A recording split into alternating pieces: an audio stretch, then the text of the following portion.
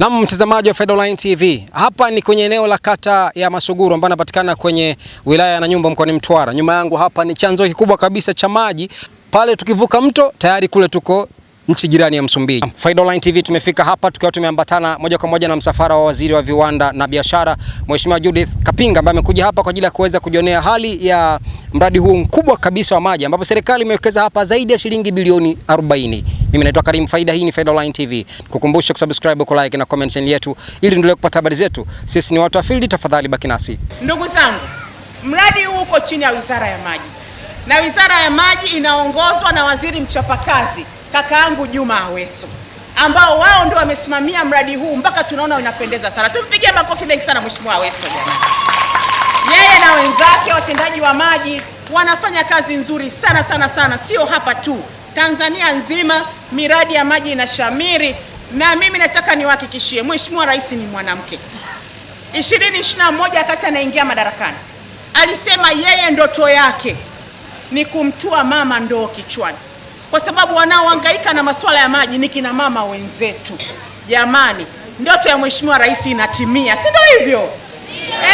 Hebu tululute kwa mwanamke mwenzetu jamani.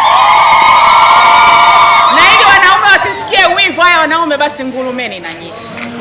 Haya. Kwa hiyo ndugu zangu, ninachotaka kusema ninapoelekea kuhitimisha ni kwamba miradi hii tuitunze. Si ndio hivyo miradi hii tuitunze. Miradi ya maji inahitaji uhifadhi wa mazingira. Miradi ya maji inahitaji uhifadhi wa mazingira. Na uhifadhi wa mazingira, wadau wakubwa ni wananchi wenyewe. Tutunze mazingira ya vyanzo ili na mazingira yenyewe yatutunze ndugu zangu. Hakuna maajabu kwenye swala la uhifadhi wa mazingira. Mazingira yanakutunza pale ambapo na wewe unayatunza.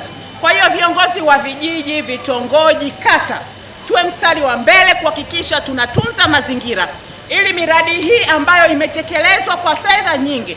Mradi huu ndugu zangu ni takriban bilioni 43.237. Kwa hiyo ni mradi wenye gharama nyingi na chanzo chake lazima kitunzwe. Na sisi wananchi ndio sehemu muhimu sana ya kuendeleza uhifadhi ili sisi na wajukuu wetu wote tuweze kunufaika na miradi hiyo. Jina langu naitwa Salmu Sulemani, ni mkazi wa Masuguru.